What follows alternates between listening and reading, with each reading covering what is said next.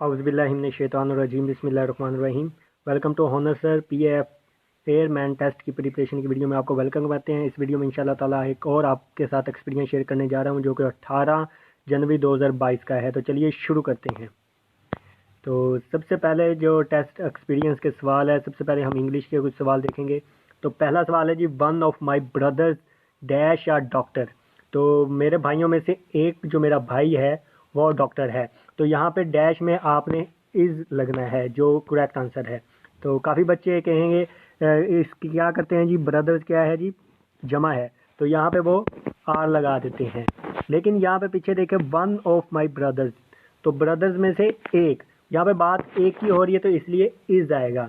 ठीक है, तो प्लस के साथ आर आता है। ठीक है, अगर जमा नाम हो तो लेकिन यहाँ पे कुछ बच्चे ये गलती कर देते हैं कि यहाँ पे आ लगा देते हैं। तो ये आपने चीज़ काबिल गौर रखनी है कि यहाँ पे एक चीज़ की बात हो रही है, एक भाई की बात हो रही है, तो यहाँ पे इज आएगा।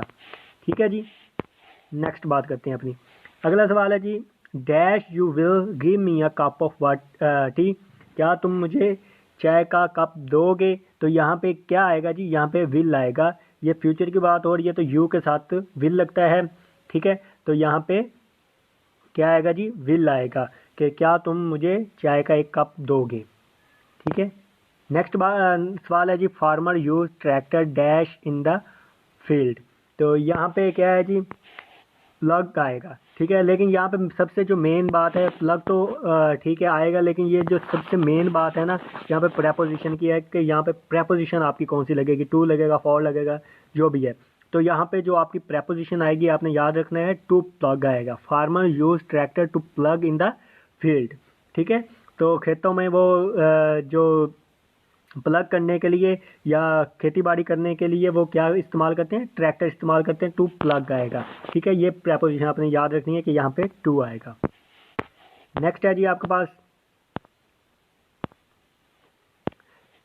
You have dash football on TV. आप टीवी पर फुटबॉल देख चुके हैं। तो यहाँ पे हैज़ ऐप का इस्तेमाल है। हैज़ ऐप का आपको पता है कि चुका है, चुकी है वाला होता है जी टेंस, जिसमें लिया है, ठीक है, आ जाता है। तो ये तमाम फिक्रे जो होते हैं हैज़ ऐप वाले होते हैं। यू के साथ हैव लगता है तो, और हमेशा यहाँ पे जो कुछ ऑप्शन है आपके पास, वाच, सी, वाच, वाशिंग, और हमेशा आपने याद रखना है कि हैज़ हैव के साथ थर्ड फॉर्म आती है। तो यहाँ पे हैव है तो इसके साथ थर्ड फॉर्म आएगी watched. You have watched football on TV. ठीक है, तो ये आपने चीज़ याद रखनी है। ये प्रेजेंट परफेक्ट का फिक्र है। ठीक है, प्रेजेंट परफेक्ट टेंस का। तो यहाँ पे हैज़ ऐप के बाद आपके पास क्या आता है जी, थर्ड फॉर्म आती है, जो कि वॉच्ड आपका करेक्ट आंसर होगा। नेक्स्ट है जी, डैश वेदर इज़ कोल्ड। तो डैश वेदर इज़ कोल्ड, तो मौसम बहुत ठंडा है। तो यहाँ पे आपका क्या आएगा, इन आएगा, कैन आएगा, दी आएगा, या ए आएगा। तो यहाँ पे आपके जो आर्टिकल होगा वो क्या आएगा जी, द वेदर आएगा। ठीक है, तो यहाँ पे आपका आर्टिकल कौन सा आएगा जी, वेदर आएगा, क्योंकि द कुछ जो आर्टिकल है ये कुछ खास चीज़ों के लिए इस्तेमाल किया जाता है जिनके मुतबादल कोई ना हो। तो ये अभी मैंने मतलब कि कोशिश तो है, टाइम कंज्यूम मसला है टाइम का। जिस तरह टाइम निकलता है मैं आर्टिकल्स पे भी, पार्ट ऑफ स्पीच पे भी, और इंशाल्लाह tenses, active voice, passive wise, narrations पे भी एक एक पूरी पूरी वीडियो बना के अपलोड कर दूंगा इंशाल्लाह। कल कोशिश मैं करूंगा कि पार्ट ऑफ स्पीच पर पूरी वीडियो बनाई जाए, जिसमें आपको 8 पार्ट ऑफ स्पीच तफसील से समझाए जाएंगे कि आपने उनको किस तरह समझना है, और इससे रिलेटेड सवाल आ जाए तो आपने किस तरह हल करना है। ठीक है, तो इंशाल्लाह कल पार्ट ऑफ स्पीच के वीडियो अपलोड करूंगा। उसके बाद डेली बेस पे एक आर्टिकल की, उसके बाद टेंसेस की बारी आ जाएगी। ठीक है, तो आपने, अगर आपने अभी तक हमारे चैनल को सब्सक्राइब नहीं किया तो चैनल को सब्सक्राइब कर लें, ताकि आप ये तमाम अपडेट्स, तमाम वीडियोस देख सकें। ठीक है, तो यहाँ पे अपने टॉपिक की तरफ आते हैं। यहाँ पे आपके पास आर्टिकल क्या आएगा, द वेदर इज़ कोल्ड। ठीक है जी, नेक्स्ट है जी, अगला सवाल है इंग्लिश का, आसिफ वाज बॉर्न डैश 15 मार्च। आसिफ 15 मार्च को पैदा हुआ। ठीक है, तो यहाँ पे जब एक एग्जैक्ट डेट आपको बताई जाती है, 15 मार्च, 10 जून, या कोई भी 15 दिसंबर, 25 दिसंबर, ठीक है, ये सारी डेट जब आपको इस तरह की एग्जैक्ट डेट बताई जाए तो वहाँ पे आपके पास ऑन आता है। तो ये प्रेपोजिशन से रिलेटेड आपको बहुत ज़्यादा सवाल आते हैं। सबसे ज़्यादा जो आपके टेस्ट में आती हैं ये प्रेपोजिशन ही आती है, तो आपने प्रेपोजिशन को अच्छी तरह करके जाना है। पिछली वीडियोज़ में भी मैं कोशिश करता हूँ कि ज़्यादा से ज़्यादा जितनी हो सके प्रेपोजिशन के सवाल आपको समझाए जाएँ, आपके साथ शेयर किए जाएँ, ताकि आपको प्रेपोजिशन समझ आ सके। तो प्रेपोजिशन पे वैसे मैं अलग से वीडियो बनाऊंगा, बात वहीं पे आ जाती है, टाइम का मसला है। तो उसमें आपको क्या नाम है, preposition of time, preposition of place, तमाम चीज़ें जो हैं, तमाम तरह की प्रेपोजिशन समझाऊंगा कि आपने इन प्रेपोजिशन कैसे और कब इस्तेमाल करनी है। ठीक है, तो यहाँ पे फ़िलहाल आप याद रखें कि यहाँ पे ऑन आएगा। आसिफ वाज बॉर्न ऑन 15 मार्च। अगर यहाँ पे आपके पास कोई शहर या सिटी वगैरह का नाम आ जाता है, कंट्री का नेम आ जाता है, जिस तरह कराची है, तो यहाँ पे फिर आपके पास इन आना था। Asif was born in Karachi, Asif was born in Lahore, जो भी आएगा। ठीक है, जिस तरह आप कायदे आज़म का लिखते हैं, कायदे आज़म बॉर्न इन कराची, तो वहाँ पे इन आता है। यानी जब किसी सिटी लोकेशन की बात की जाए, ठीक है, तो वहाँ पे आपके पास क्या आएगा जी, इन आएगा। और जब अगर आपके पास डेट आपको कंफर्म बताई जाए, तो वहाँ पे आपके पास क्या नाम है, ऑन आएगा। ठीक है, ये थोड़ा सा आपने डिफरेंस याद रखना है। उसके बाद बात करते हैं अगले सवाल की, ओपन द डोर। तो इसको हम किस तरह लिख सकते हैं जी, let opening the door, let the door be open, let the door open. तो इसका करेक्ट जो ऑप्शन होगा वो ये होगा, let the door be open. ठीक है, यहाँ पे लेट का जब इस्तेमाल किया जाता है तो थर्ड फॉर्म आ जाती होती है और बी का इस्तेमाल होता है। ठीक है, तो ये चीज़ें आई होप आपको पता होंगी। नहीं तो अब ये भी मैं अपनी डायरी में लिख लेता हूँ, इस पर भी इंशाल्लाह ताला मैं वीडियो बना दूंगा कि ये इस तरह के सवाल किस तरह आपने हल करने होते हैं।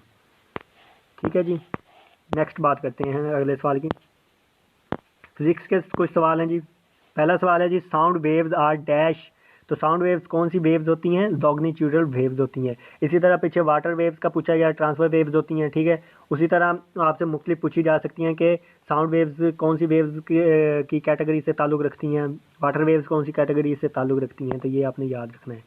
Which energy store in dam. तो डैम में कौन सी एनर्जी स्टोर होती है, पोटेंशियल एनर्जी आपके पास डैम में स्टोर होती है जी। तो आप देख रहे हैं कि तो डेली बेस में मैं आपके साथ ये एक्सपीरियंस भी शेयर कर रहा हूँ। उसके अलावा ये जो हमारा PAF का कोर्स चल रहा है, इसमें फिज़िक्स, मैथ, इंग्लिश, तमाम चीज़ों के अलग अलग से जो हैं सवाल भी आपके साथ शेयर कर चुका हूँ, इंपॉर्टेंट टॉपिक भी शेयर कर चुका हूँ।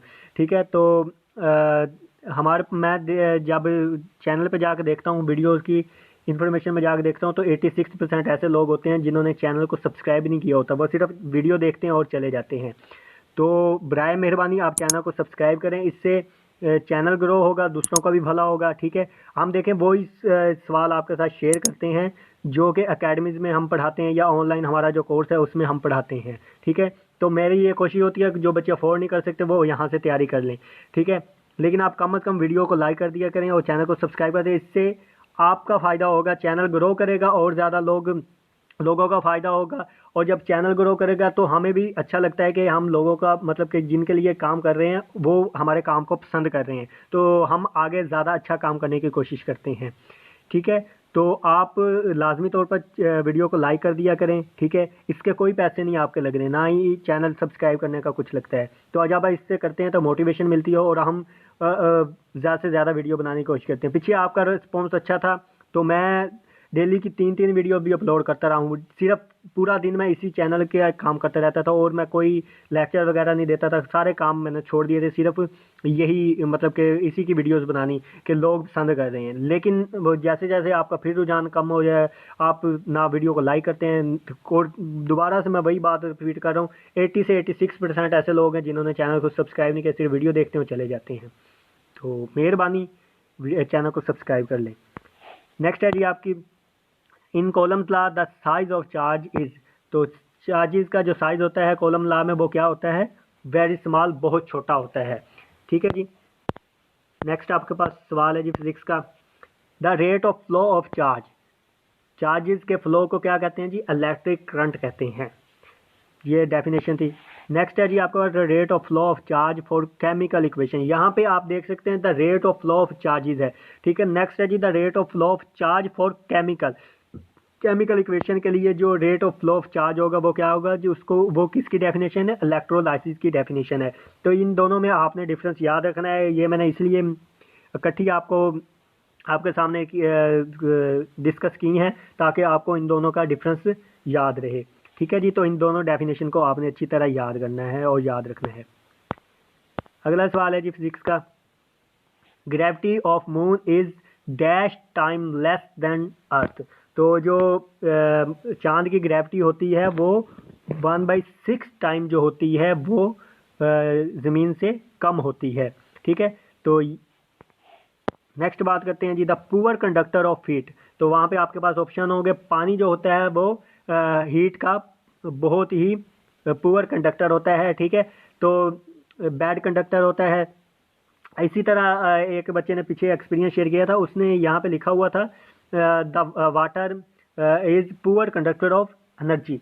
तो पानी जो है एनर्जी का जो है वो इलेक्ट्रिसिटी का कंडक्टर है ही नहीं, वो तो इंसुलेटर है। ठीक है, इलेक्ट्रिसिटी को वाटर कंडक्ट करता ही नहीं है।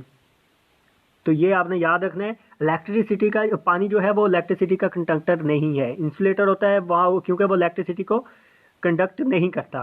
ठीक है, तो ये चीज़ें आपने याद रखनी है। अगर आपको इलेक्ट्रिसिटी का पूछा जाए the poor conductor of electricity, तो वो आपने ऑप्शंस के हवाले से अपना जो जवाब है वो आपने सेलेक्ट करना है। ठीक है, तो अगर हीट का पूछा जाए तो हीट का आपका डेफिनेटली पानी होगा। पानी की बहुत ज़्यादा मतलब कि कंडक्टिविटी जो होती है हीट के हवाले से बहुत कम होती है। ठीक है, आई होप ये दोनों चीज़ों में आप डिफरेंस याद रखेंगे और आपको चीज़ समझ आ गई होगी। नेक्स्ट बात करते हैं जी मैथ के सवालों की। तो पहला सवाल है जी इक्वल मैट्रिक्स। तो इक्वल मैट्रिक्स क्या होते हैं? अगर आपके पास दो मैट्रिक्स हों, ठीक है, तो उनका जो मर्तबा है वो बराबर हो। किस तरह जी? जिस तरह अभी हम बात करते हैं, ये एक आपके पास मैट्रिक्स है, दूसरा मैट्रिक्स है आपके पास ये मैट्रिक्स है। अब ये देखने में तो अलग अलग है, मतलब इनके जो अंदर नंबर हैं वो अलग अलग हैं, लेकिन यहाँ पे आप देखें इनमें रोज़ की तादाद और कॉलम की तादाद 2/2 है। ठीक है, इसमें भी क्या है जी, रोज़ और कॉलम की तादाद जो है 2/2 है। तो यहाँ पे इनका इसका मर्तबा और इसका मर्तबा क्या है जी, बराबर है। तो ये दोनों आपस में क्या होंगे, इक्वल मैट्रिक्स होंगे। यानी दोनों का अगर क्या नाम है मर्तबा बराबर हो तो वो दोनों मैट्रिक्स आपस में बराबर होते हैं, इक्वल होते हैं। नेक्स्ट है आपके पास मल्टीप्लिकेटिव आइडेंटिटी इज। तो आपके पास पूछा जाएगा मल्टीप्लिकेटिव आइडेंटिटी कौन सी होती है, तो 1 इज द मल्टीप्लिकेटिव आइडेंटिटी। तो ये मैं पिछली वीडियो में भी एक मैं बता चुका हूँ कि मल्टीप्लिकेटिव आइडेंटिटी क्यों 1 को कहते हैं। इसलिए कहते हैं कि 1 के साथ किसी चीज़ को भी मल्टीप्लाई किया जाए तो आपके पास वही आंसर आता है।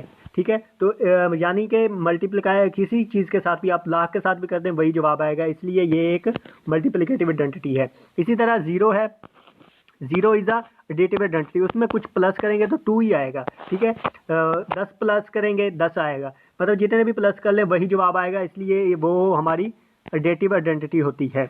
ठीक है, तो 0 इज द एडिटिव आइडेंटिटी और 1 इज द मल्टीप्लिकेटिव आइडेंटिटी। तो ये चीज़ आपने याद रखनी है, एडिटिव। ठीक है, additive identity 0 is the additive identity और जो 1 है मल्टीप्लिकेटिव आइडेंटिटी है। अगला सवाल है आपके पास, if x is equal to 0 then x mode is equal to. तो अगर x के बराबर 0 होगा तो x का जो मोड होगा वो भी 0 के बराबर होगा। ठीक है जी, तो ये चीज़ भी आपने याद रखनी है। नेक्स्ट है आपके पास x³ + 8 इज इक्वल टू। तो ये आपके पास है, तो आपने बताना है x³ + 8 इज इक्वल टू किसके होगा। तो यहाँ पे आप देख सकते हैं x³ + 8 को हम क्या लिख सकते हैं, 2⁵। ठीक है, तो यहाँ पे आपके पास फार्मूला वो लग जाएगा a³ + b³, जो कि मैथ के जो मैंने वीडियो अपलोड की थी उसमें मैं ये फार्मूला आपके साथ शेयर कर चुका हूँ कि इससे रिलेटेड आपको सवाल आ सकता है। तो a³ + b³ किसके बराबर होता है, a + b। ठीक है, इंटू a² + b² - 2ab। ठीक है, तो उसी हवाले से आपका जो जवाब यहाँ पे आएगा, यहाँ पे देखें a + b। ठीक है, और उसके बाद a² और b² - ab। ठीक है। यहाँ पे अगर बाहर यहाँ पे देखें प्लस है तो यहाँ पे प्लस आएगा, ठीक है, और अंदर जो ए बी का होगा वहाँ पे आपके पास माइनस आ जाएगा, ठीक है। इसी तरह अगर माइनस वाला आ जाए तो यहाँ पे भी माइनस आएगा, लेकिन अंदर सारे जो होंगे वो प्लस वाले होंगे। तो इस चीज़ को भी आपने याद रखना है दूसरे फार्मूले को। नेक्स्ट है जी आपके इन विच क्वाड्रेंट ऑब्ट्यूज एंगल लाई। तो ऑब्ट्यूज एंगल जो होता है वो किस क्वाड्रेंट में लाई करता है, वो सेकंड क्वाड्रेंट में लाई करता है, क्योंकि ये जो होता है 90 से ग्रेटर होता है, ठीक है। ऑब्ट्यूज जो होता है वो 90 से ग्रेटर होता है। तो इसी तरह एक्यूट एंगल और राइट एंगल, ऑब्ट्यूज एंगल, आपका पास रिफ्लेक्सिव एंगल, ये तमाम चीज़ें मैं आपको समझा चुका हूँ। उसके अलावा जो क्वाड्रेंट के हवाले से सवाल हैं जी, कहाँ पे प्लस होता है, कहाँ पे माइनस होता है, साइन, ठीक है, कोस, टेन, ये तमाम चीज़ें मैं पहले ही बता चुका हूँ। तो आप लाजमी तौर पे तमाम वीडियोस देख लें, अगर अब आपने नहीं देखी तो इंशाल्लाह ताला आपके ताकि तमाम कंसेप्ट क्लियर हो सकें, ठीक है। एक्सपीरियंस में भी, एक्सपीरियंस की जो वीडियो अपलोड की है उसमें भी बता चुका हूँ, और अलग से जो मैथ की वीडियो अपलोड की है उसमें भी बता चुका हूँ, ठीक है। तो नेक्स्ट बात करते हैं जी। यहाँ पे आपके पास एक सवाल है, ये पहले भी मैं डिस्कस किया था लेकिन ये दोबारा से आ गया, और तरीके से सवाल आया है। तो पहले आपको सीधी डेफिनेशन मैंने बता दी थी, एंगल ऑफ एलिवेशन क्या होता है, तो यहाँ पे एलिवेशन क्या होता है। तो यहाँ पे आपके पास इस तरह लिखा हुआ है सवाल, we see on the object at high. अगर हम ऑब्जेक्ट की तरफ हाई की तरफ देखें, then eyes made angle is called. तो जो आइज के दरमियान एंगल बनेगा, ये जो हॉरिजॉन्टली एंगल बनेगा, यहाँ पे ऑब्जेक्ट है तो ये एंगल क्या बनेगा आपका, एंगल ऑफ एलिवेशन बनेगा, ठीक है। ये मैं पहले भी बता चुका हूँ। तो ये आपने याद रखना है, when we see an object at high, ठीक है, हाइट या हाई, तो जो आई के साथ एंगल बनेगा वो हमारा क्या बनेगा जी, एंगल ऑफ एलिवेशन बनेगा, ठीक है।